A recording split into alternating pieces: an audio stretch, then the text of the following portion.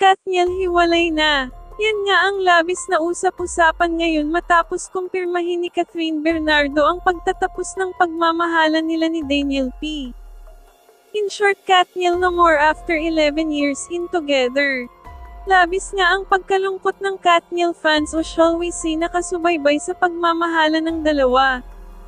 2 hours ago nga lang nang kumpirmahin ito ni Catherine at nakahakot agad ito ng mahigit 3 milyon na likes sa Instagram.